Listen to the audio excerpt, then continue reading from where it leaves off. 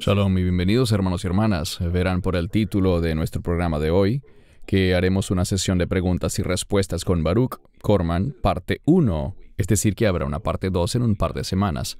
Así que si no nos da tiempo de leer su pregunta el día de hoy, no se desanimen. Esperamos poder contestar su pregunta en un par de semanas en la segunda sesión de preguntas y respuestas.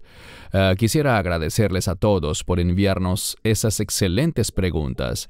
Ha sido una respuesta abrumadora y estamos muy agradecidos. Alabado sea Dios por eso. Y como siempre, me acompaña desde Israel el Dr. Baruch Corman para contestar sus preguntas. Bienvenido, Baruch. Bienvenido, Baruch. Me alegra verte de nuevo. Espero que estés bien. Shalom, Cristian. Felices Pascuas para ti y Margarita. Felices Pascuas para ti también. Gracias por acompañarme el día de hoy. Como les dije a todos al inicio, debido a la respuesta abrumadora que hemos tenido en cuanto a las preguntas que nos envían por correo electrónico, te doy las gracias por tener la disposición de apartar otro tiempo para una segunda sesión de preguntas que haremos dentro de un par de semanas. Gracias por eso.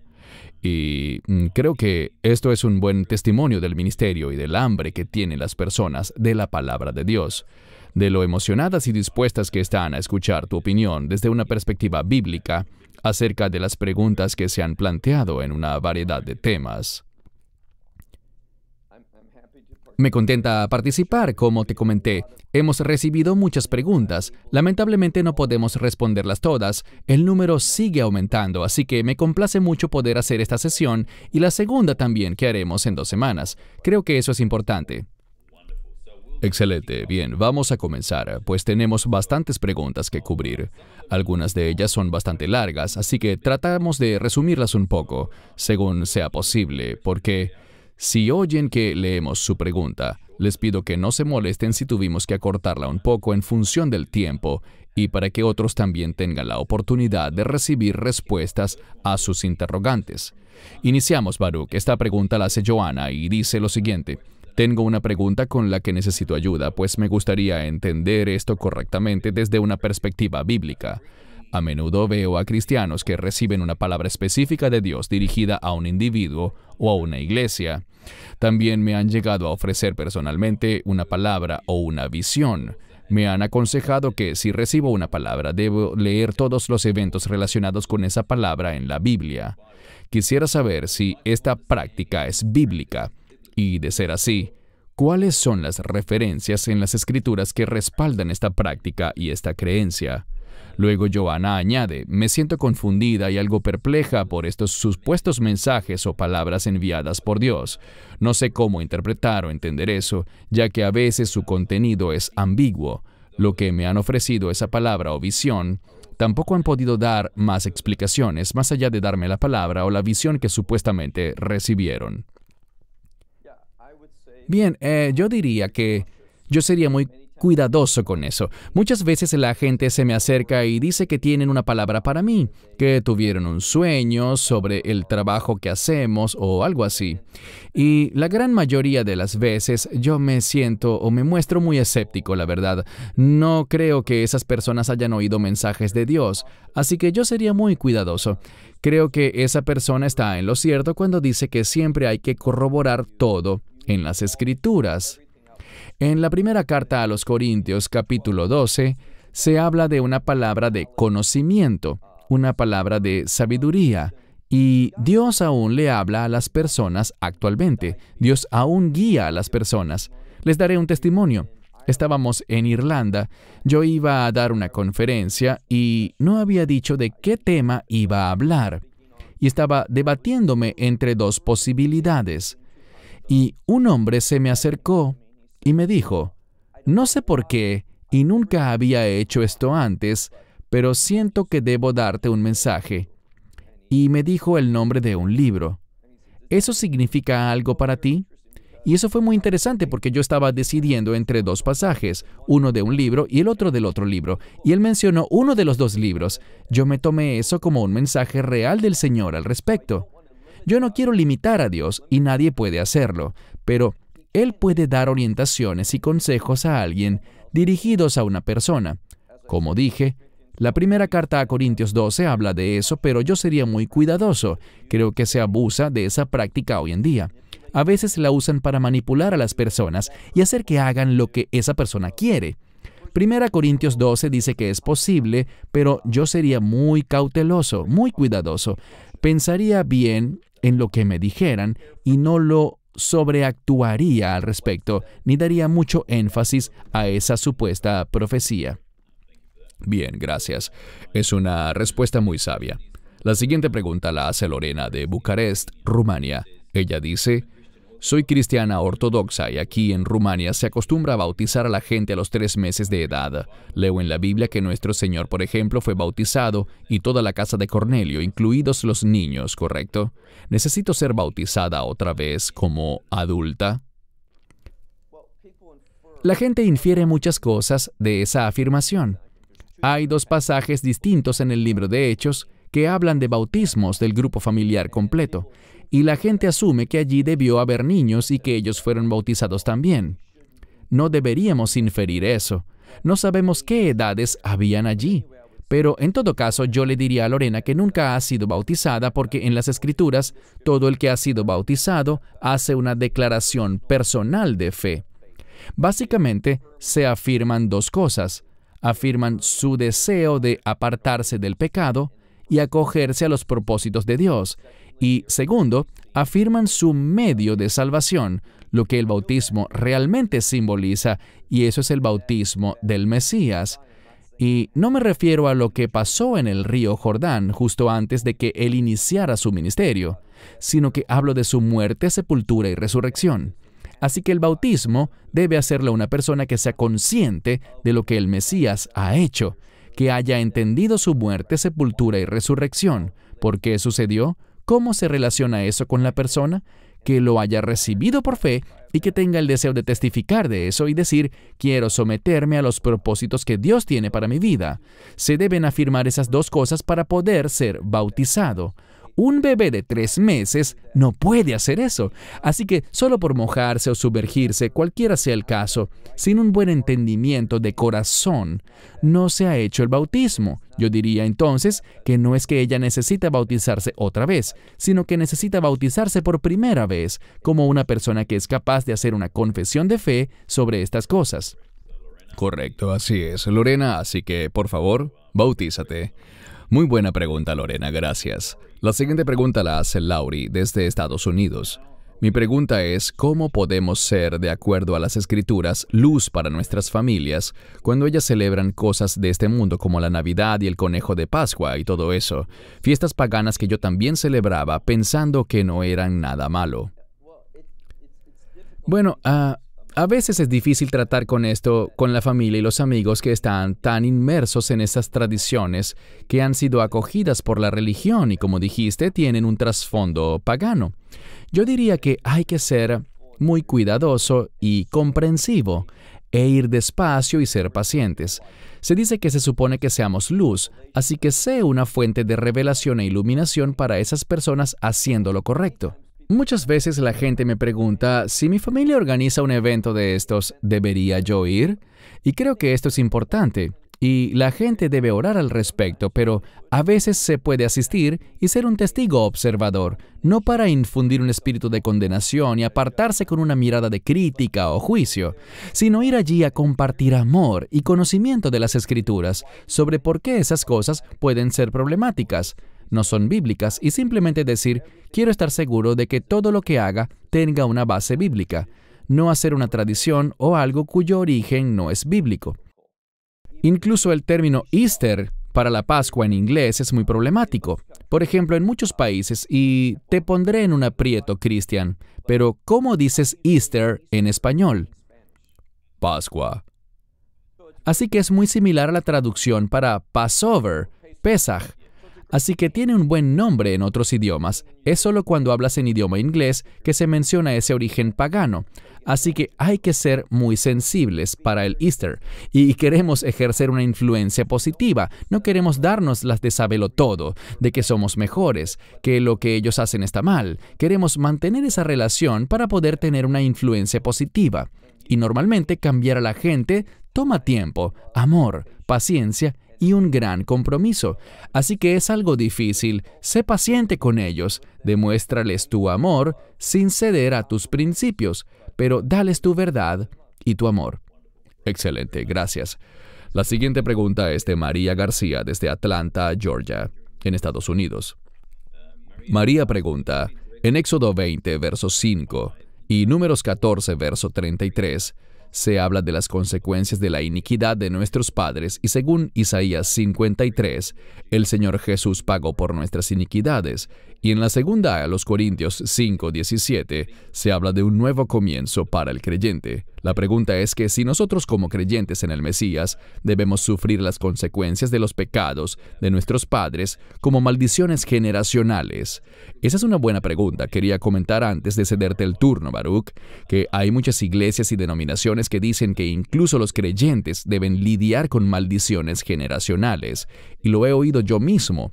Pero entiendo, por la pregunta que hace María, que ella quiere saber cómo queda esto si en las Escrituras se nos dice que somos una nueva criatura en Cristo.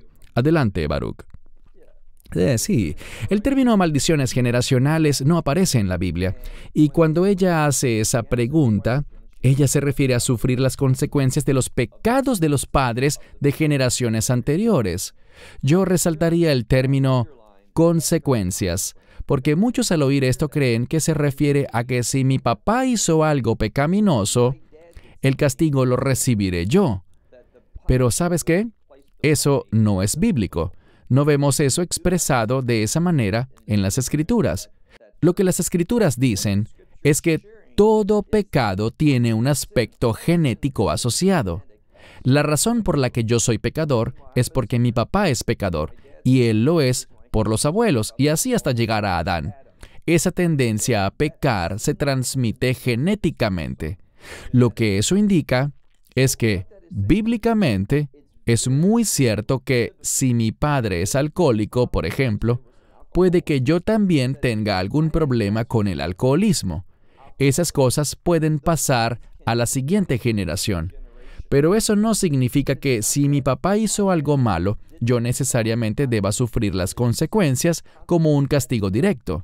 Lo que pasa es que a veces el pecado tiene consecuencias que se extienden a otras generaciones, pero eso no debe entenderse como que es un castigo que Dios esté aplicando. Un ejemplo típico de eso es Salomón. David cometió varios pecados y las consecuencias de estos pecados no recayeron en Salomón, sino que se manifestaron después de su muerte, cuando su reino se dividió. A veces las consecuencias tardan en manifestarse, pero no es un castigo destinado a una persona, sino que simplemente las consecuencias del pecado pueden trascender a las siguientes generaciones. Por ejemplo, alguien se roba algo que tenía cierta importancia y va a la cárcel. Eso afectará a la siguiente generación y puede tener consecuencias a muy largo plazo en esa familia a nivel social y económico.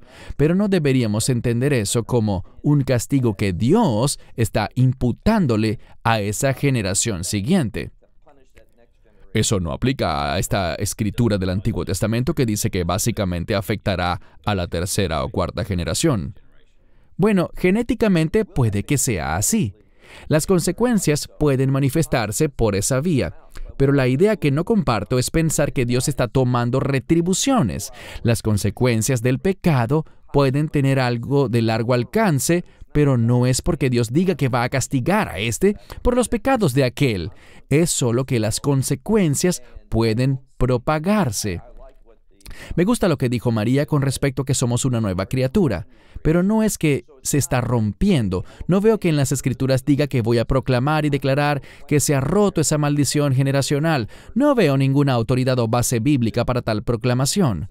Somos una nueva criatura, pero las consecuencias del pecado, mi pecado, puede afectar a mi vecino, a un extraño, a quien sea. El pecado tiene largo alcance en la sociedad, si lo vemos desde ese punto de vista. Bien, gracias. La siguiente pregunta es de Bob Di Pietro, de Estados Unidos. Él dice, soy católico romano, tengo mucha curiosidad sobre Mateo 16, versos 19 al 21. ¿Qué quiso decir Jesús exactamente cuando dijo, lo que atares en la tierra será atado en los cielos, y lo que desatares en la tierra será desatado en los cielos. Este verso es usado por la Iglesia Católica Romana como autoridad para excomulgar a las personas. Gracias por su pregunta, Bob. Aprecio que preguntes eso. Ciertamente no soy muy conocedor de la Iglesia Católica Romana. Sé que el catolicismo tiene serios problemas teológicos, pero lo que sí puedo hacer es hablar de lo que dice aquí, porque esa interpretación que él nos compartió de la Iglesia Católica Romana y que otras personas también creen, no es lo que dice la Escritura. No sé si tienes una Biblia a la mano, Christian, pero tal vez puedas seguirnos para discutir al respecto. Vamos a buscar Mateo capítulo 16 y veamos la Escritura en el verso que él mencionó, el verso 19. Esto es lo que dice literalmente. El Mesías hablando dice, y te daré a ti las llaves del reino de los cielos, y todo lo que ates sobre la tierra, noten lo que dice, así quedará, habiendo sido atado en los cielos, y todo lo que desates sobre la tierra, así quedará, habiendo sido desatado en los cielos. Uno de los problemas es que no es tanto que Dios esté de acuerdo con nosotros, sino que está hablando de la autoridad que nos es dada para ejecutar lo que ya ha sido declarado en los cielos. Nosotros lo pusimos al revés, y es por las traducciones deficientes que tenemos. Pero esto es muy importante. Volvamos a la primera frase una vez más. Todo lo que atares sobre la tierra, dice, eso así quedará. ¿Por qué? Y luego tenemos el tiempo perfecto, pues dice, habiendo sido atado, es decir, que ya había sido atado, declarado en los cielos. Así que es la iglesia, los líderes, quienes pasan a estar de acuerdo con lo que ya ha sido declarado en los cielos, no al contrario. Y creo que allí está el problema central, porque mucha gente, a raíz de lo que ve en las traducciones incorrectas, dicen que en todo lo que nosotros hagamos, Dios estará de acuerdo. Pero no es así, no es así para nada. Se trata de que nosotros entremos en acuerdo con Dios, con lo que ya ha sido atado o desatado en los cielos. Somos nosotros quienes estamos de acuerdo con Dios y no al revés. Excelente, gracias. La siguiente pregunta es de Cecilia Mercado, en Nueva York, en el Bronx. Apocalipsis 22, básicamente, en los versos 1 al 10, pero ella se refiere al verso 2. En medio de la calle de la ciudad, a ambos lados del río, está el árbol de vida, que produce fruto 12 veces, una por cada mes. Las hojas del árbol son para la sanidad de las naciones.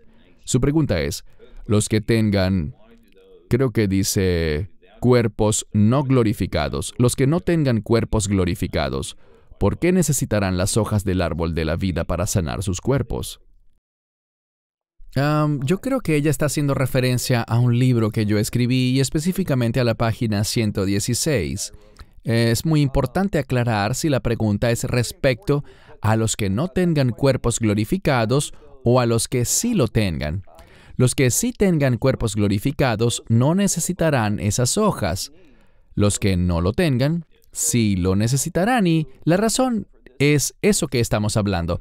Ellos no tienen ese cuerpo, no participaron del rapto y no tienen un cuerpo glorificado. Ahora bien, esta es una opinión que fue discernida a partir del texto. Nunca se menciona en la Biblia, y quiero ser muy cuidadoso con esto, nunca se menciona en la Biblia por qué esas hojas del árbol de la vida son para sanidad de las naciones.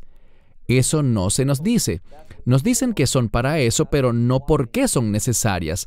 Y yo estoy haciendo una suposición. Quiero ser claro en eso. Esa es solo mi asunción, que tal vez la razón de eso sea para que los que no participaron del rapto y no tienen un cuerpo glorificado puedan ser sanados. Así que, como no tienen un cuerpo glorificado, necesitan utilizar las hojas del árbol de la vida para acceder a ese estado. Y de nuevo, esa es una mera suposición. Alguien me hizo esa pregunta antes Y esa fue la respuesta que di. Creo que me hacen mucho esa pregunta, y por eso la respondí y la incluí en el libro, pero en la Biblia no nos lo dicen específicamente, así que es solo una suposición de mi parte. Esa es la respuesta que hasta ahora puedo decir. Gracias. La siguiente pregunta es de Rebecca Joyce, de Los Ángeles, Estados Unidos. Además de Marcos 1, versos 10 al 12 y Génesis 1, versos 1 al 5, ¿qué otras escrituras del Antiguo Testamento y el Nuevo Testamento nos enseñan que la Santísima Trinidad existe y que actúa perfectamente en conjunto? Bueno, sobre la Santísima Trinidad, primero diré que yo creo que esa es una sana doctrina bíblica. Quiero dejar constancia de eso en primer lugar. Una de las razones fundamentales para la existencia de las doctrinas del nacimiento virginal y la Trinidad es que ellas enfatizan la divinidad del Mesías. Sin la doctrina de la Santísima Trinidad, te encontrarías con el problema de la divinidad del Mesías. Hay muchos versículos bíblicos que hablan de la divinidad del Mesías. Por ejemplo, el libro de Daniel, capítulo 7, creo que del verso 13 al 14, donde se habla de que todas las naciones, pueblos y lenguas lo adorarán. Y la palabra que usaron está en arameo, lo cual es significativo porque si hubiera sido en hebreo, la misma palabra podría significar servir o trabajar, pero como está en arameo, esa palabra es adorar. Así que el hecho de ver que en Daniel se profetiza que el Mesías será adorado, nos habla de su divinidad. Es interesante ver en el Nuevo Testamento cuando el Mesías estaba siendo juzgado en el Sanedrín y no lograban llegar a ninguna parte, y el sumo sacerdote interviene y dice: «Dinos sencillamente, ¿eres tú el Hijo del Bendito?» Y el Mesías citó ese mismo versículo para decir: «Sí, lo soy». Así que eso aparece en muchos lugares. Sabemos que el niño que iba a nacer ya nació en nuestros días, pero en el libro de Isaías decía que sería llamado Admirable Consejero, Dios Fuerte, Padre Eterno, Príncipe de Paz. Tovia Singer hace algo que es gramaticalmente incorrecto y que va en contra del Talmud. Él es un rabino ortodoxo y debe acogerse a lo que dice el Talmud. Y él dice: ustedes los cristianos no saben hebreo y no saben lo que dicen. Y él asegura que según su traducción, que está equivocada, la Biblia dice que el admirable consejero, el Dios fuerte, el Padre eterno, dirá su nombre, Príncipe de Paz. Dice que no es que todos esos nombres sean del Mesías. El problema con eso es que cuando vemos el Talmud, aparecen esos 8 nombres, admirable, consejero, y se descomponen en 8, todos en referencia al Mesías, según el Talmud. Así que lo que él dice está fuera del espectro del judaísmo ortodoxo. Conocemos el pasaje que dice que una virgen dará a luz, y es un milagro, porque dice que habrá una señal. El Señor dará una señal. La palabra ot en hebreo significa algo que solo Dios puede hacer. Solo Dios puede hacer que una virgen conciba. Sabemos que el niño que iba a nacer, ese hijo es Emmanuel, Dios con nosotros. Así que son muchos los pasajes, pero el que me gusta citar, y ese también tiene un beneficio adicional, Cristian, si puedes, busque conmigo Primera de Juan, capítulo 5, versículo 7, por favor. Primera de Juan. Sí, capítulo 5, versículo 7, sí, por favor. Y quiero que lo veamos porque es un buen ejemplo de la importancia de la Biblia que estés usando, porque hoy en día todas las traducciones vienen bien sea del Textus Receptus en griego o del Nuevo Testamento en griego que fue editado por 2 hombres, Nestle y Allen. Esos 2 hombres, Nestle y Allen. Lo que mucha gente no sabe es que Nestle y Allen querían tener un texto griego. Esto fue, por supuesto, antes de las computadoras y todo eso. Ellos querían un texto que alguien pudiera consultar para poner al lado el Textus Receptus y el Nestle Aland para ver grandes diferencias. El Nuevo Testamento llamado Nestle Aland nunca tuvo como propósito ser un texto mejor y más preciso. Era simplemente una versión especializada que buscaba mostrar las diferencias principales. Si alguien no está usando una traducción basada en el Textus Receptus, no verá esto. No sé qué Biblia estás usando. ¿Qué traducción estás usando, Cristian? La mía dice en el verso 7, porque son 3 los que dan testimonio. Solo eso. Solo eso, porque son 3 los que dan testimonio. Bien, me alegra que tu traducción diga eso. Voy a decirte lo que está en el Textus Receptus. Voy a traducir en forma literal.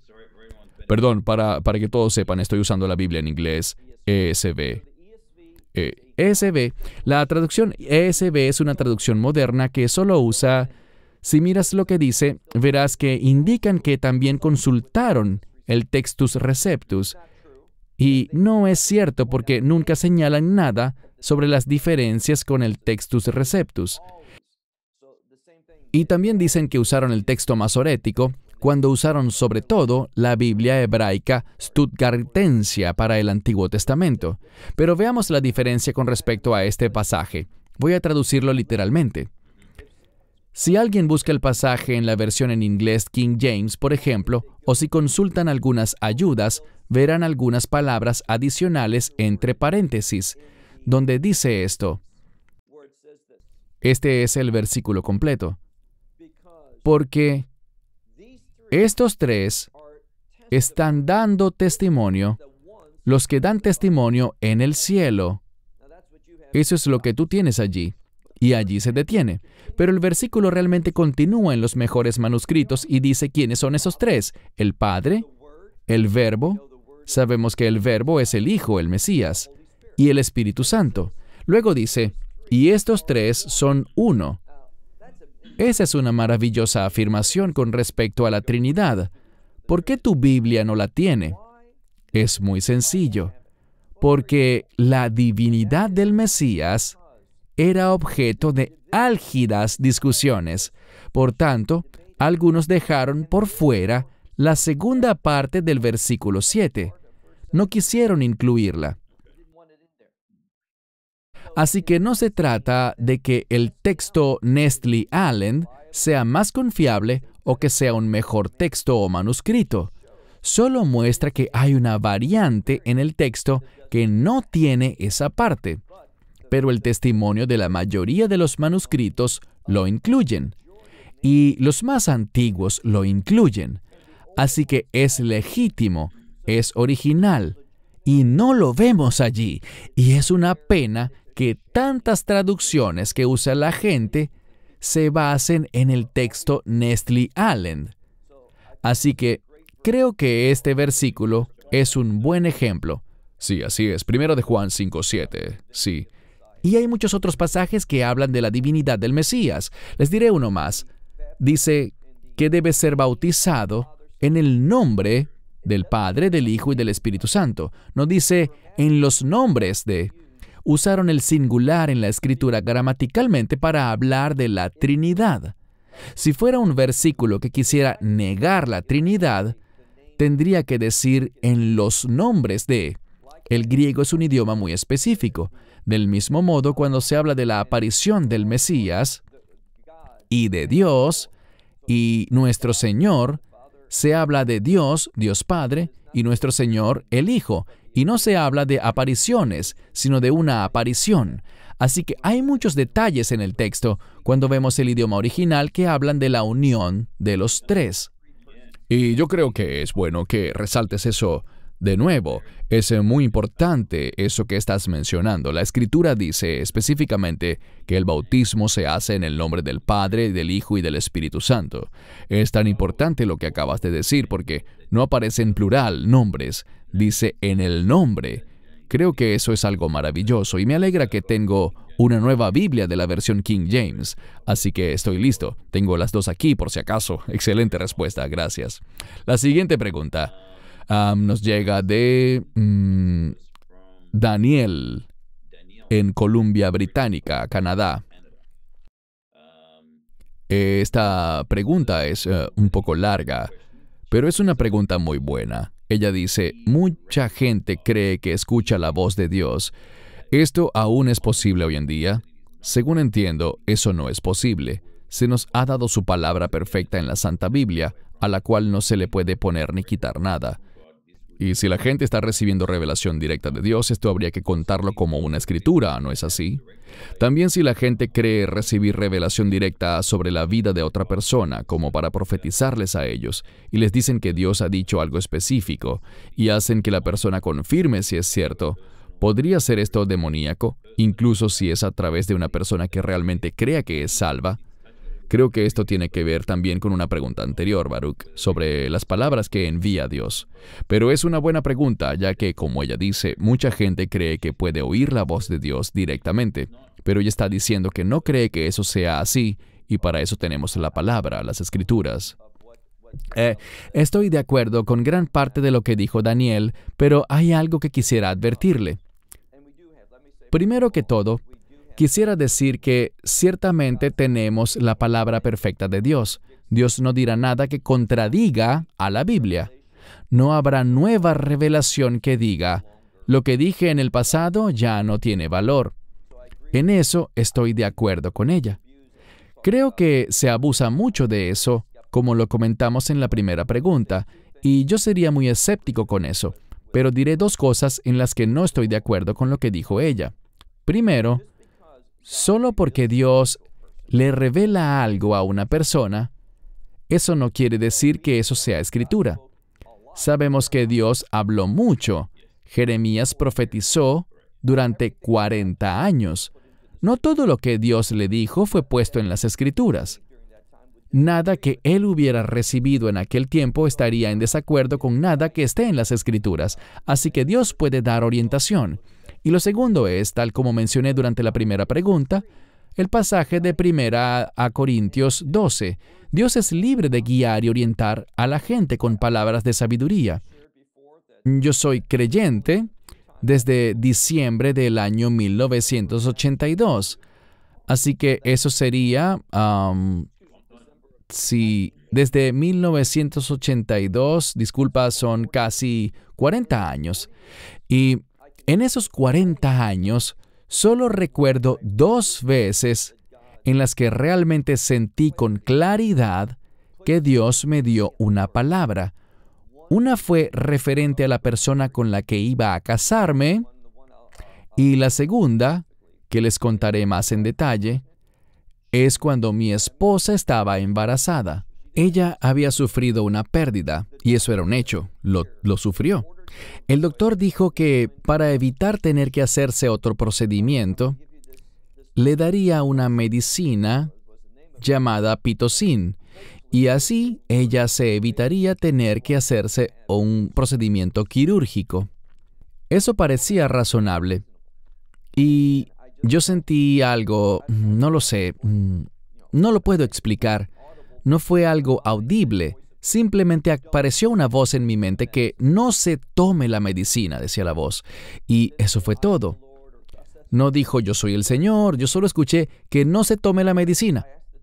Y le pregunté al doctor, ¿qué pasaría si mi esposa sigue estando embarazada?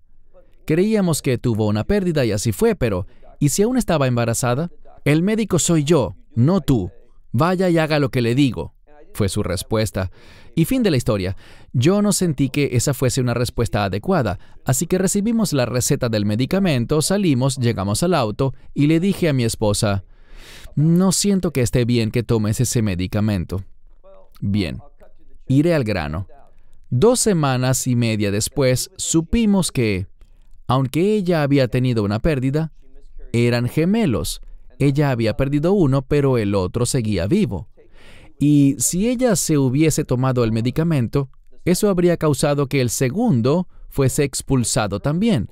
Así que creo firmemente que Dios puede dar palabras de sabiduría, consejos, dirección, y Él puede hablarnos. Creo que es un evento poco común individualmente. Soy muy escéptico con los que dicen oír a Dios todo el tiempo. El otro día escuché a alguien en televisión que dijo, Iba conduciendo, mi auto estaba fallando y Dios me dijo, sigue por esa calle, cruza a la derecha, ve allí, quiero que te dirijas a este mecánico. Salgo del auto y Dios dijo, mereces un descanso hoy, hay un McDonald's al pasar la calle, etc. De todo eso yo soy muy escéptico, de la gente que dice que oye todo eso, pero no quiero limitar a Dios por el abuso y la falsedad de algunas personas. Seguro, estoy de acuerdo contigo. Ciertamente el Señor habla y nos da palabras de sabiduría, pero como dijiste, debemos ser muy cautos. Gracias por tu respuesta. La siguiente pregunta es de David Stark de Melbourne, Australia. Él nos escribe, creo que nuestra salvación está segura eternamente y viene del poder de la fe en el verdadero evangelio. Creo que muchos tienen fe en un evangelio a medias o evangelios falsos que no pueden salvar a nadie y no tienen el mismo poder que el verdadero. Mi pregunta es, me gustaría que aclarara el verdadero evangelio en nuestro programa porque yo creo que, como pasa con muchas cosas básicas, se han redefinido cosas para darle a la gente un falso sentido de seguridad. Aprecio mucho esa pregunta de David, estoy muy de acuerdo. No puedo sobreestimar lo mucho que concuerdo con su proposición, de que suele haber problemas en el modo en que se presentan los evangelios. Así que digamos sencillamente que el evangelio es que todos estamos desprovistos de la gloria de Dios y somos pecadores. No podemos salvarnos a nosotros mismos, no podemos justificarnos, no hay nada que podamos hacer para cambiar nuestra eternidad, es decir, para no ser condenados eternamente a el lugar infernal. No hay nada que podamos hacer, así que Dios envió a su único Hijo al mundo a morir, y su muerte fue un sacrificio por todo el pecado. El hecho de que resucitara de entre los muertos muestra que Dios recibió la obra del Mesías en la cruz como aceptable para Él, que cumplió perfectamente con su misión de encargarse del pecado de la humanidad. Y la parte que creo que está faltando hoy en día es que para recibir el Evangelio, la persona debe decir, no quiero estar bajo la autoridad del pecado, quiero servirle a Dios. Confieso mi pecado, confieso mi fe en lo que Yeshua HaMashiach, Jesucristo, hizo, su muerte, sepultura y resurrección, como pago por mis pecados y como testimonio de mi resurrección al reino de Dios. Así que yo confieso con mi boca, creo en mi corazón lo que hizo Cristo y también lo que dice en Romanos 10, creer que Dios lo resucitó a Él de entre los muertos. Si alguien no cree en la resurrección, no es salvo. Esos son los dogmas más importantes del Evangelio, y la gente debe recibirlos. El Evangelio no se basa en nuestras obras, en lo que hagamos. Cuando digo que debemos apartarnos del pecado, me refiero a que debemos tener ese deseo, pero nunca nos apartaremos del pecado hasta que nosotros, como dice en 2 Corintios 5:17, seamos una nueva criatura. Solo Dios puede completar eso por nosotros y darnos el poder de hacer eso. Si no tenemos ese deseo y no estamos de acuerdo con los estándares de Dios, según los cuales el pecado es pecado, y debemos alejarnos de eso, entonces no somos candidatos para el Evangelio. Correcto. La siguiente pregunta es de Victoria, Carolina del Norte. Por favor, ¿me puede aclarar si realmente Jesús bebió vino y no jugo de uva? Y si Él realmente creó el vino y no jugo de uva a partir del agua. De ser así, ¿por qué Proverbios dice que ni siquiera miremos el vino? ¿Y por qué Pablo también le recomendó a Timoteo beber vino para su salud? Gracias, Victoria, por tu pregunta. Muchos me han preguntado algo parecido últimamente. ¿Qué dices tú, Baruch? Comenzaré diciendo que yo no bebo. No creo que sea bueno ingerir alcohol. Sin embargo, creo que está muy claro cuando leemos Juan capítulo 2, que lo que Él creó fue ciertamente un tipo de vino, no jugo de uva. Al mirar el libro de Proverbios, se nos dan muchas advertencias en las Escrituras con respecto a ingerir alcohol. Pero tal como Victoria señaló, se le dijo a Timoteo que lo hiciera por su estómago. El vino en la actualidad, según creo, tiene alrededor del 10% de alcohol, si no me equivoco. Creo que sí, tampoco bebo, así que no estoy seguro. Sí. Bueno, en aquel tiempo no siempre podía conseguirse agua y el vino se mezclaba a menudo con agua para que no se contaminara, para que no fuera... A veces el agua no era del todo potable y tal vez por eso Pablo le hizo esa sugerencia a Timoteo. Beber no es bueno, pero veamos, podemos mirar ese pasaje. Creo que el pasaje que ella menciona está en el libro de Proverbios, ¿correcto? Correcto. Y si no me falla la memoria, creo que está en Proverbios capítulo 23. Vamos a buscarlo. Creo que está en Proverbios capítulo 23, en los últimos versículos. Aquí está. Proverbios capítulo 23, comenzando en el versículo 30. Es el pasaje que ella menciona. Me gusta esto y quisiera tomar un tiempo para mirar realmente este versículo y ver lo que ella refiere y saber lo que dice aquí. Lo voy a traducir de manera literal. Dice, para aquellos, es decir, los que van detrás o quieren buscar lo referente al vino. Y dice, respecto a esto, el versículo 30, ellos se ponen a investigar las bebidas fuertes. En este versículo se refiere a aquellos, y ella hablaba del versículo 31, pero quería que viéramos el contexto. Se refiere a los que están enfocados, a los que buscan el vino y las bebidas fuertes, a los que van detrás de eso y lo están investigando. Dice eso. Luego, en el versículo que ella dice, leemos esto. No mires el vino para ver cómo se torna rojo, porque él fija sus ojos en la copa y camina y deja que camine recto. Lo que esto quiere decir es, no dejes que el vino sea lo que influencia tu vida. Pero al final, quiero ver esto bien, en hebreo dice al final, Yithalek be misharim. Básicamente es, deja que camine por los caminos rectos. Esto es, que él no centre la atención en el vino, viendo cómo es decir, este hombre está tan obsesionado con el vino, que se queda mirándolo. ¿Qué tal si lees tu Biblia para ver qué dice en el verso 31, Cristian? Mi Biblia dice que no mires el vino cuando está rojo, cuando resplandece en la copa y entra suavemente. Esa traducción agregó muchas palabras. Dice literalmente, Al tere yain ki yit adam.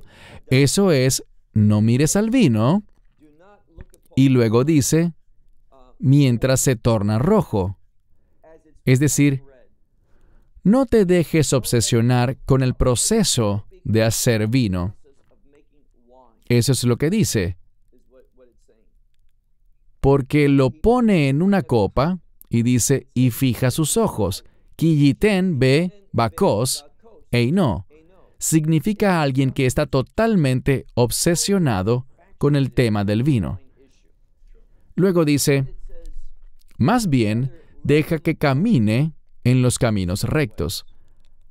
Así que no creo que sea correcto traducirlo como ni siquiera mires al vino. Está refiriéndose a algo con mayor nivel de involucramiento. Pero para concluir, yo sí creo, es decir, en las Escrituras dice vino, hay un par de palabras diferentes. Esta palabra tirosh es la palabra bíblica para jugo de uva. Hoy en día en Israel uno va a comprar jugo de uva y dice tirosh en el envase. Es una fase preliminar del vino, sin dejar que se fermente. Viene en una botella parecida, se ve similar, pero no tiene alcohol. El vino, yain, en hebreo, sí tiene. Mi consejo es, aléjense del alcohol, no beban. Pero no veo que en el texto diga que él solo hizo jugo de uva y no agua. Lo último que diré es que el jugo de uva y el vino tienen el mismo estatus según la ley judía. Así que, si alguien fuera a celebrar la Pascua, suelen colocarse 4 copas. Si alguien usa jugo de uva, está cumpliendo con los mismos requisitos. No hay diferencia en eso. La ley judía no dice que debes usar vino fermentado. El jugo de uva hace la función, tiene el mismo estatus. Aprecio que digas eso. Es solo que pienso que hay mucha gente que conozco a quienes les gusta el vino. Por supuesto, no se emborrachan ni nada, pero seguramente me harán más preguntas al respecto porque les gusta mantener su argumento a favor del vino. Pero agradezco tu respuesta. Pero sí, creo que me harán preguntas adicionales sobre este tema. Bueno, una última cosa. Sabemos que la Escritura dice que era el mejor vino. No veo por qué la gente, pues hay gran diferencia con el jugo de uva. Pero cuando se describe el milagro, dice que se guardó el mejor vino para el final. Y no creo que haya forma de ver esto bíblicamente y decir que hizo jugo de uva al leer el libro de Juan. Bien, correcto. La siguiente pregunta la envía Billy de San José, California. Él dice, ¿es obligatorio que los creyentes den el diezmo o el diezmo solo se relaciona con el Antiguo Testamento? Por favor, indique referencias de escrituras sobre el diezmo en el Nuevo Testamento. Antes de cederte la palabra, ese es un tema muy debatido. Hay mucha gente que dice, y yo por supuesto creo firmemente que todo lo que está en el Antiguo Testamento está allí por una razón, y ambos testamentos se complementan. Hay gente que dice que el diezmo, un cierto tipo de diezmo, tiene que ver en realidad con el Antiguo Testamento, así que me parece que esa es la postura que está indicando Billy. Bien, el diezmo se menciona en el Nuevo Testamento, pero no se menciona como darás el diezmo. Se habla de los fariseos, del diezmo, todos esos aspectos que tienen que ver con ese tema. Puedo decir que tratándose de esto, cuando hablamos de los mandamientos, y el diezmo es un mandamiento del Antiguo Testamento, debemos tener una metodología que funcione. Uno escucha a muchos pastores que realmente descartan la Torá, los mandamientos de Dios, pero siempre encuentran una oportunidad para realzar y enfatizar el diezmo. Claro que sí, así es. Debemos ser conscientes, y el mensaje es el siguiente. El diezmo estaba relacionado específicamente con las dádivas para el templo o a los representantes que servían en el templo. Hoy no existe el templo, así que, ¿estoy obligado a diezmar? Yo argumentaría que no se puede diezmar en estricto cumplimiento de lo que está en la Biblia, de enviar ese 10% a Jerusalén para uso del templo. No existe ninguna organización de templo donde hacer eso, ninguna en lo absoluto, pero hay que ver el trasfondo. Si Dios está enseñándonos un principio, y yo creo firmemente que así es, en el sentido de que debemos una porción de lo que recibimos para los propósitos de Dios, las cosas de Dios. Mi opinión personal es que si fuera un mínimo de 10% y se hacen ofrendas y esas cosas, como creyentes del Nuevo Testamento, y también creemos en el Antiguo Testamento, pero como discípulos del Mesías, lo que damos no debería ser inferior al de Israel. Debería ser igual o incluso mayor. Creo que dar un 10% es un buen punto de referencia. No somos legalistas con eso, y creo que pronto tendremos una pregunta sobre el legalismo, pero ciertamente es un punto de referencia apropiado para dar, para sentir esa inclinación a dar, como el Señor nos invita a dar, y a dar alegremente. Creo que hemos hablado del hecho de que esas palabras dar alegremente es una frase de la que se deriva la palabra hilarante. Así que es una alegría enorme la que se siente al ver oportunidades para dar y manifestar la gracia de Dios, porque la Biblia dice que cuando uno da, está dando testimonio de la gracia de Dios. Así que no deberíamos dar menos del 10%, en mi opinión. Gracias. Recuerdo que Derek Prince dijo algo muy sabio. Dijo que Dios no necesita de tus propinas, lo cual es muy sabio. Pero aprecio también lo que dijiste porque algunos de esos maestros de la prosperidad han usado estas escrituras para beneficiarse, para quitarle el dinero a la gente. Así que aprecio tu respuesta, Baruch. Esta pregunta siguiente la hace Roland desde Londres, Inglaterra. En Marcos capítulo 8, versículos del 22 al 26. ¿Por qué Jesús, Yeshua, tuvo que orar 2 veces por el ciego?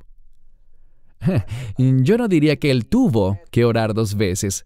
Yo diría que él oró 2 veces. Y hay una gran diferencia entre ambas cosas. Lo que vemos es que él sanó a este hombre. Y si recuerdan lo que dice, sobre que vio a las personas como árboles.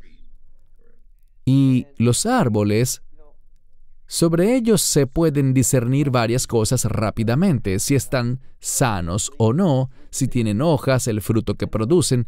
Así que todo lo que sucede en las Escrituras tiene el fin de revelarnos algo. Cuando finalmente estemos en nuestro estado eterno, no habrá nada oculto.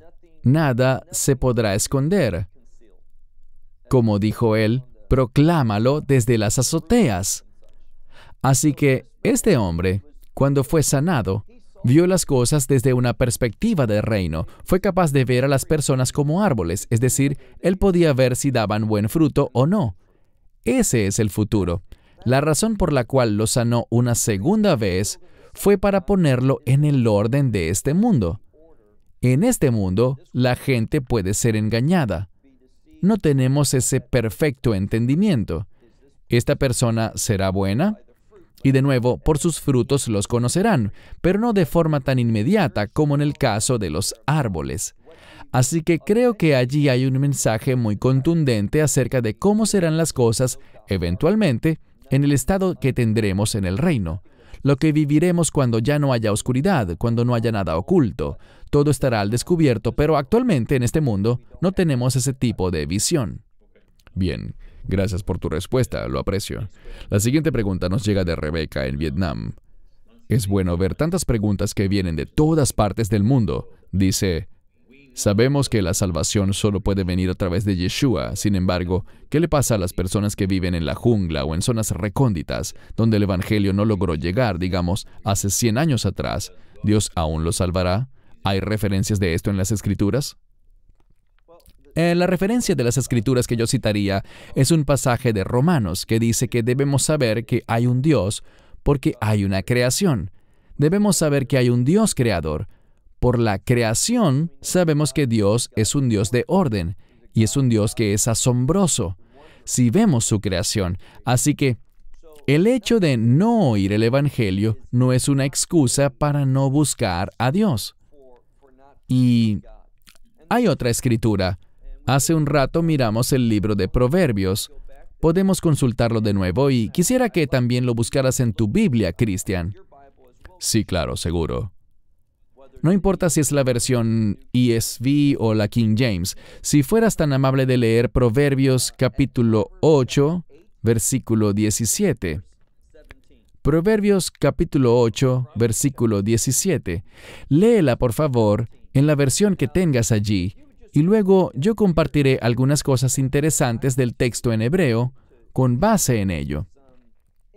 ¿Puedes hacerlo, Cristian, por favor? Sí, no hay problema. Versículo 17. Yo amo a los que me aman, y los que me buscan diligentemente me encontrarán. Sí, la primera parte es muy fácil de entender. Si hay un Dios, deberíamos darle las gracias por nuestra vida, por la creación. Deberíamos amarlo.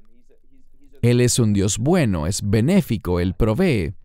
Y luego, en tu Biblia dice, si Él me busca, sí, dice, los que me buscan, estos que me buscan diligentemente me encuentran. La palabra para buscar es la misma palabra para mañana. La palabra shahar está como verbo. Esto se refiere a, buscar diligentemente está bien, me gusta cómo lo tradujeron, pero la palabra que sale aquí es temprano en la mañana, y es un modismo que significa poner a Dios primero. Así que si alguien está en una jungla, o donde sea, Ella está en Vietnam. Hemos estado en Vietnam varias veces. El Evangelio no ha sido divulgado allí tan fuertemente. Hay muy buenos servidores en Vietnam que están trabajando. Debemos orar por Vietnam, pero allá no hay todavía un testimonio fuerte del Evangelio. Pero dice aquí que esas personas pueden buscar y encontrar que hay un Creador. Y si buscan al Creador único y verdadero, Dios ha prometido que ellos me encontrarán. Así que nadie será condenado al infierno si ha reflexionado realmente en la cuestión. ¿Hay un Dios creador? Yo quiero conocer a ese Dios creador. Lo estoy buscando diligentemente. Dios les dará el Evangelio. Esa es la promesa que hay en ese versículo para nosotros. Así que si ellos no lo buscan, Dios no está obligado a salvar a nadie.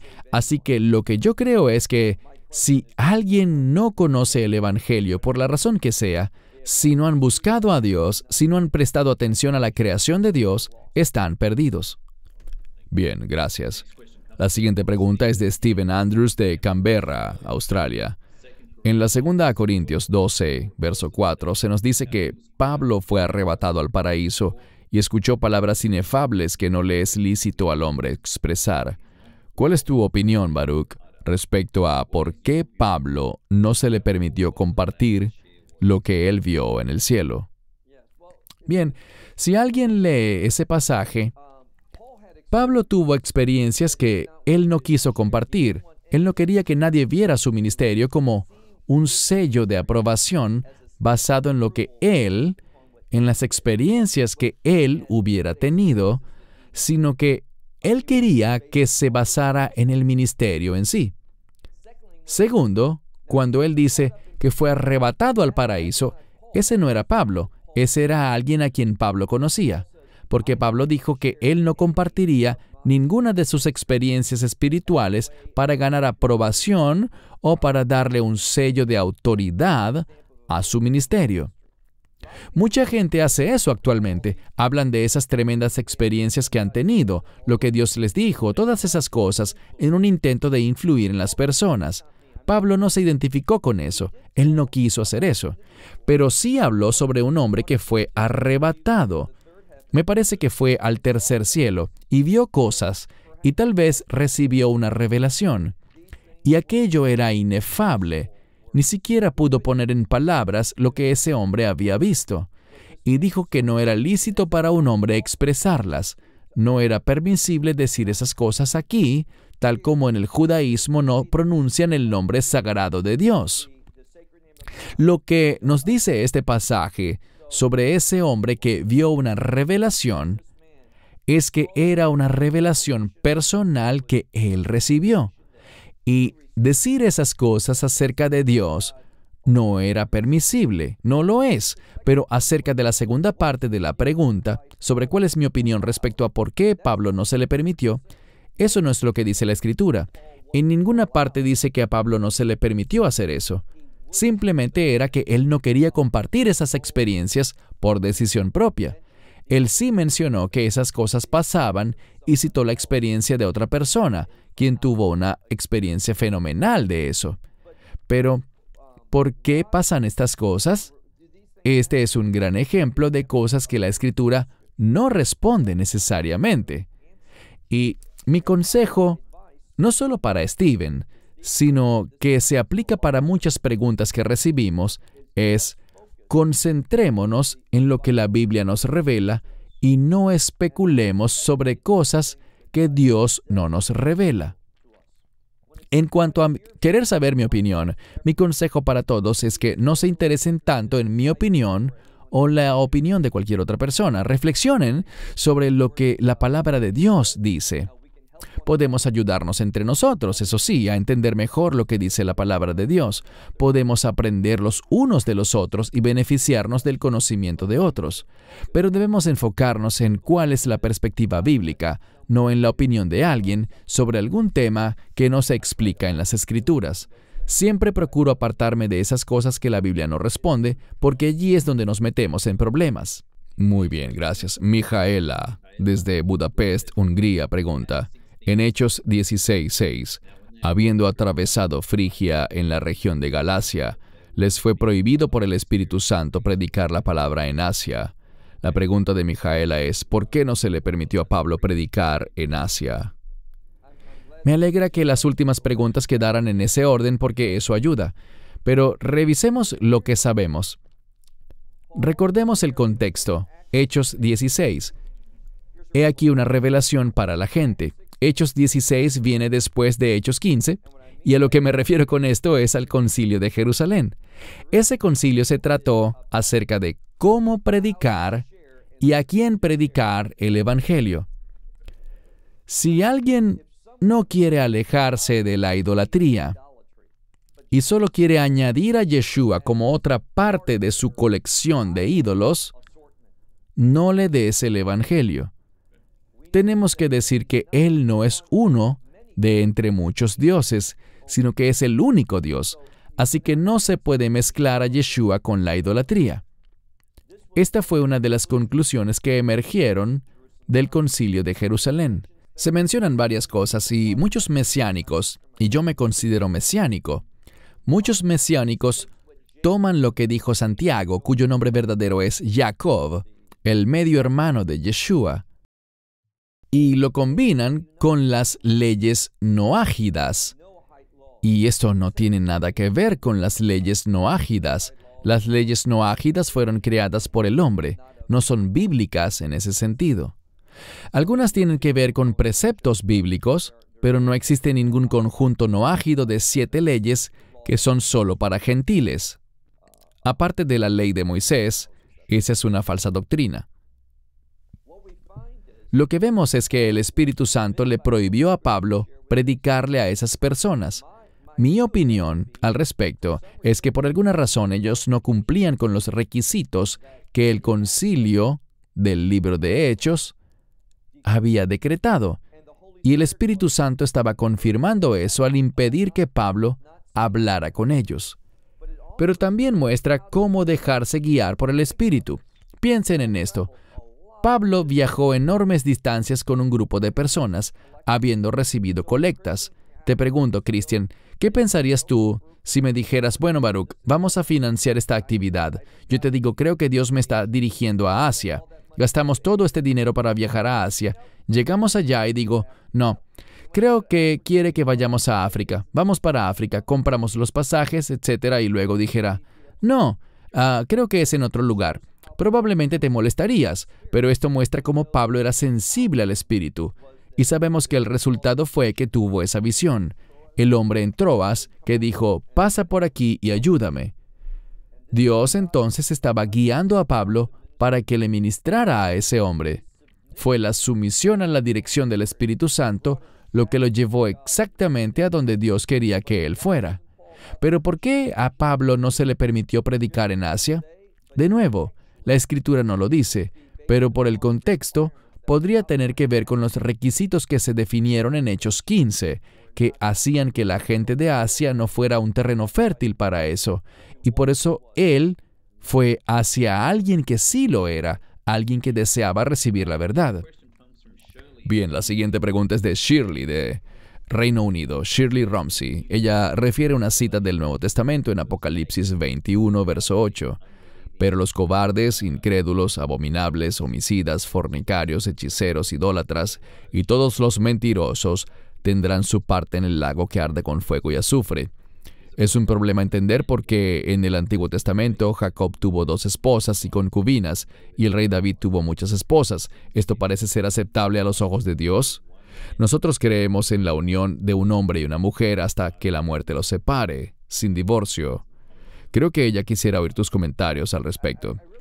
Sí, yo realmente aprecio esta pregunta porque es muy significativa. En primer lugar, quiero comentar esa última parte cuando dice, creemos en la unión de un hombre y una mujer hasta que la muerte los separe. Ese es el objetivo bíblico. El divorcio no debería ocurrir, pero Dios mencionó la excepción con el adulterio. Solo porque se cometa adulterio no quiere decir que el matrimonio tenga que terminar en divorcio. Está el perdón, pero no quiero adoptar una postura que no pueda defender bíblicamente. El divorcio no es bueno y el mismo Yeshua dijo que solo en caso de adulterio era permisible. Pero el objetivo sería lo que dijo Shirley, y yo afirmaría que debe ser un hombre y una mujer hasta que la muerte los separe. Ese es el estándar bíblico al que deberíamos apuntar. Volviendo al otro asunto referente a David y Jacob, y su comentario de que esto parece ser aceptable a los ojos de Dios, yo no diría que eso parecía ser aceptable a los ojos de Dios. Les daré un ejemplo. Dice en el libro de Deuteronomio, si un hombre tiene 2 esposas y ama a una y odia a la otra, no está diciendo que Dios acepte eso, sino que se está lidiando con una realidad que se daba en ese tiempo. Nunca debemos pensar que Dios acepta eso o que lo permite. Así que, cada vez que haya más de una mujer, las cosas no salen bien. Las 12 tribus salieron de esas 4 mujeres, las 2 esposas y las 2 criadas. Pero miren el problema que sucedió entre José y sus hermanos, los celos y todo eso. Así que yo no diría que Dios aceptó eso.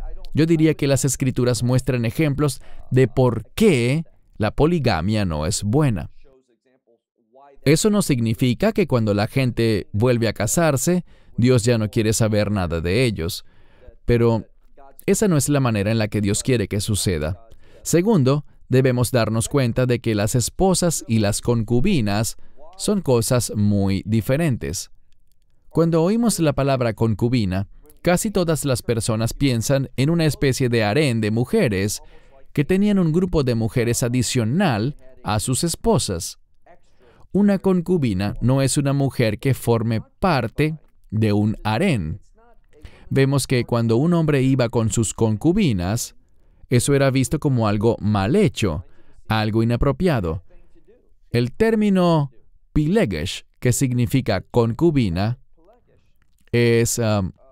muchos dentro del judaísmo dirían que el rey, y normalmente eran reyes los que tenían concubinas, u hombres con enormes riquezas, y pasaba que en esos tiempos no había programas de bienestar social, y entonces los hombres ricos admitían a mujeres solteras jóvenes dentro de su casa, bajo su protección y bajo su provisión. Y algunas llegaban a casarse con otros hombres. Estos hombres ricos eran como una figura paterna, un proveedor para ellas. Del mismo modo, vemos ese estado, y el rey Salomón así lo demostró. Dice la Escritura que él tuvo 300 concubinas, creo, y 700 esposas. Esas esposas no eran... Ciertamente tuvo más de una que desvió su atención de Dios y le trajo problemas, pero esas esposas eran mujeres. Vemos, por ejemplo, el caso de Ana en el Nuevo Testamento, en el libro de Lucas. Esa era una mujer que no iba a volver a casarse, y en ese tiempo las mujeres que no eran casadas eran explotadas, se aprovechaban de ellas, las trataban mal porque no había nadie que las defendiera. Por eso, muchas veces pasaba que un hombre traía a una mujer a su casa o a su propiedad no para tener relaciones sexuales con ella, no para tratarla como a una esposa más, sino que le daba su nombre para lo siguiente. Si ella iba por la calle y alguien se aprovechaba de ella o algo así, eso se entendía como un insulto para ese hombre que le había dado su nombre a ella. Así que esa idea de que en las Escrituras los hombres tenían más de una esposa y que Dios aceptaba eso, que tenían un harén, y eso estaba bien en el Antiguo Testamento, yo argumentaría fuertemente que eso no es así. Yeshua dijo que eso no era acorde con los caminos de Dios. ¿Y la gente desobedece el plan perfecto de Dios? Sí, lo hacen, pero yo no diría que eso era aceptable. Dios muchas veces usa diversas cosas porque somos personas imperfectas. Tomamos malas decisiones, pero eso no significa que Dios nos aparte del todo. Si Él solo usara personas perfectas y no usara personas imperfectas, solo podría usar a su hijo. Así que yo creo que la postura de Dios es muy firme. Y cuando alguien es inmoral sexualmente, y ese es su carácter, entonces el pasaje de Apocalipsis 21:8 es una escritura muy relevante. Esos no estarán en el reino de Dios. Somos llamados a tener pureza sexual dentro del matrimonio entre un hombre y una mujer. Bien, gracias. El tiempo ya casi se nos acaba, así que hoy solo contestaremos 2 preguntas más. Esta es de Coco Conrad de Tampa, Florida. En estos últimos tiempos, muchos están acudiendo a las Escrituras para ver dónde estamos ubicados en la línea del tiempo bíblica y contestar muchas preguntas relativas a la profecía de los últimos días.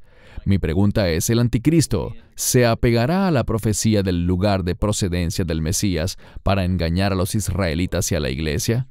Según la Escritura, es específico el sitio de donde vendrá el Mesías, y tengo curiosidad de saber si crees que él se apegaría a las Escrituras. La referencia mencionada está en Miqueas 4:8. Sí, creo que su interpretación de ese pasaje de Miqueas es un poco... el tema central es un poco diferente al que yo señalaría.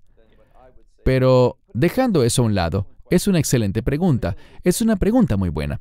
Y me contenta que él preguntara sobre el anticristo porque, tal como te comenté antes de empezar el programa, acabo de terminar de escribir un libro. Está en la fase de edición final y se trata del anticristo. Y creo que él está haciendo una suposición con la cual yo difiero bastante. Y esa suposición es que el anticristo viene para imitar a Cristo y a engañar a la gente haciéndoles creer que Él es Jesucristo. Ese no es el caso. El anticristo no es una falsa representación de Jesucristo que vendrá a hacer cosas similares para convencer a la gente de que Él es Cristo en verdad. El anticristo es lo opuesto a Yeshua. Eso es lo que significa. No es una falsa representación del Cristo verdadero. Él está en contra de eso. Él no viene a demostrar que es Cristo diciendo, yo cumplo con la profecía bíblica, créanme a mí. Él no está interesado en eso. Él no está intentando engañar a los creyentes mediante la creación de una réplica perfecta de Jesucristo. Él viene a destruir las cosas de Dios. Y Él ciertamente hará milagros. El Mesías hizo milagros y el anticristo hará milagros, pero no serán con un propósito santo, no serán con el objetivo de confirmar la verdad de Dios. Él hará milagros para engañar a la gente, y lo que hará es traer una paz falsa. Él traerá un tipo de prosperidad y seguridad que el mundo deseará. Y no será porque la gente esté pensando en base a la Biblia, a la profecía y a las Escrituras que van a recibir al anticristo. Es todo lo contrario.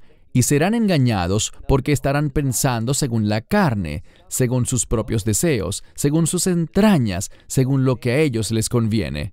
Para responder brevemente la pregunta, no, él no se apegará a la profecía bíblica referente al Mesías. Es decir, que él no va a decir, yo nací en Belén y todo eso. Él no está interesado en eso. Él no está comprometido con las Escrituras para nada. Él intentará que la gente lo siga por sus falsas bendiciones y bajo amenaza. El Mesías no vino a infundir miedo, y ni tampoco amenazas para que lo siguiéramos. Él dijo, he venido para que tengan vida en abundancia. Y quiso decir exactamente eso. El anticristo vendrá diciendo, sírvanme o los mataré. Así que no concuerdo para nada con esta premisa. Bien, gracias. Siguiente pregunta de Steven, de Cardiff, en Gales. Es un poco larga, pero veamos cuál es su pregunta. He oído al Dr. Corman enseñar que el rapto no vendrá hasta que pasen los eventos relatados en la segunda a Tesalonicenses 2, verso 3, donde dice, nadie los engañe en ninguna manera, porque no vendrá sin que antes venga la apostasía y se manifieste el hombre de pecado, el hijo de la destrucción, quien se opone y se levanta contra todo lo que se llama Dios o es objeto de adoración, tanto que él se sienta en el templo de Dios como Dios, haciéndose pasar por Dios.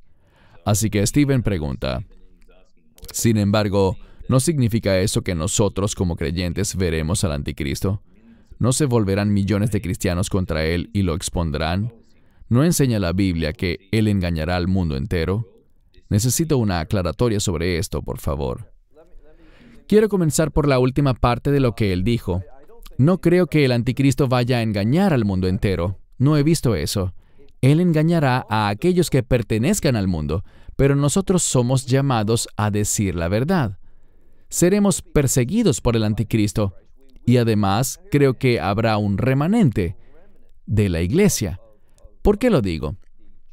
Si vemos la primera epístola de Juan, en el capítulo 2, dice allí que ellos salieron de nosotros porque no eran de nosotros. Va a haber una buena parte de la iglesia, no de la verdadera iglesia, sino de esos que están dentro de la iglesia solo en apariencia, que van a seguir al anticristo, lo van a apoyar y creerán que él es bueno. Así que habrá muchos, y les citaré un pasaje de Mateo 24, donde dice que muchos van a decir que yo soy Él. Muchos van a decir que Yeshua es el Mesías, pero serán mentirosos. Fíjense, su modus operandi es que ellos dirán, yo soy cristiano, yo creo que Jesús es el Mesías, pero aquí hay una información que necesitas saber, de manera que la iglesia, no la verdadera, sino aquellos que están en esa descripción mundana de la iglesia, van a ser engañados, porque no son verdaderos creyentes. Ellos van a dar una falsa información y serán un catalizador del engaño. Nosotros, que somos verdaderos creyentes, los vamos a denunciar. Pero, ¿qué nos va a pasar? Vamos a ser perseguidos. Él hará que el mundo lo obedezca a través del miedo.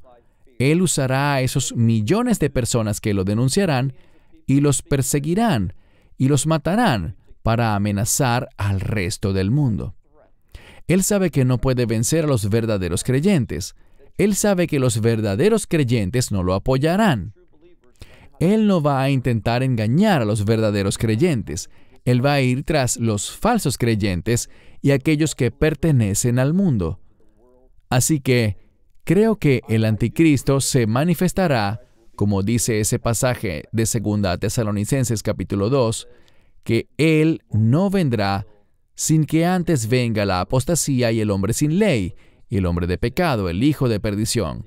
Sí, veremos la manifestación del anticristo. Y yo personalmente te he preguntado esto antes, Baruch. Voy a lanzar mi propia pregunta. Nunca decimos fechas ni días. Sabemos que eso se desconoce, pero yo realmente creo que estamos entrando en los últimos días. ¿Qué opinas al respecto? ¿También crees que estamos entrando ya en los últimos días, Baruch? Si hablamos de los últimos 7 años, no creo que estemos allí todavía porque no hay templo, pero ese periodo de dolores de parto y ese tiempo que precede a los últimos 7 años, creo que allí sí es donde estamos. Comparto tu opinión. Creo que una vez usaste un término que me gustó mucho y lo he usado varias veces. Convergencia, hay una convergencia. Exacto, creo que las cosas están convergiendo ahora para preparar el terreno. Vemos que la influencia de Irán se está fortaleciendo y pues sí, creo que las cosas están convergiendo para que se presenten esos últimos 7 años oficiales con gran rapidez. Bueno, eso puede significar 5 años, 10 años, 50 años, no lo sé. Aprecio lo que dijiste sobre no poner fechas, pero las cosas van convergiendo hacia eso. Estoy muy de acuerdo. Bien, gracias. Ya se nos acabó el tiempo por hoy, hermanos y hermanas, pero no se desanimen. Baruch ha tenido la cortesía de reservar un tiempo adicional dentro de un par de semanas para una segunda sesión de preguntas. Así que si hoy no pudimos llegar a su pregunta, esperaremos contestarla dentro de 2 semanas. Téngannos paciencia y no se decepcionen. Esperamos responder sus preguntas en 2 semanas. Baruch, una vez más, muchas gracias por tu tiempo. Aprecio todo tu conocimiento, tu opinión y comentarios respecto a las preguntas tan importantes que nos han enviado nuestros hermanos y hermanas. Gracias, Cristian. De verdad que ha sido un tiempo muy especial poder responder estas preguntas y creo que es muy importante hacer estos segmentos de preguntas y respuestas. Gracias por organizarlos, hacer la selección y hacer posible estas sesiones. Muchas gracias a ti y a Margarita. Gracias. Y hermanos y hermanas, una vez más, gracias por sus preguntas. Hay muy buenas preguntas aquí. Esperamos contestar las que faltan en un par de semanas. Les damos las gracias y esperamos que este programa haya sido de bendición. Y como siempre, les invitamos a enviarnos sus comentarios o preguntas adicionales. Baruch, gracias una vez más. Shalom, hermanos y hermanas, y Dios mediante, nos veremos muy pronto. Shalom y bendiciones. Blessings and shalom. Esperamos que te hayas edificado con el mensaje de hoy y lo compartas con otros. Te invitamos a seguir nuestros estudios cada semana por este canal y por el portal de YouTube de Amarás a Israel. También puedes descargar nuestra aplicación móvil gratuita, Mi Estudio Bíblico. Finalmente, para obtener más información sobre nosotros, visita nuestra web amarasaisrael.org, donde encontrarás otras conferencias de Baruch en audio, video y texto. Hasta el próximo programa. Que el Señor te bendiga en Yeshua HaMashiach, Jesús el Mesías, mientras caminas con Él. Shalom desde Israel.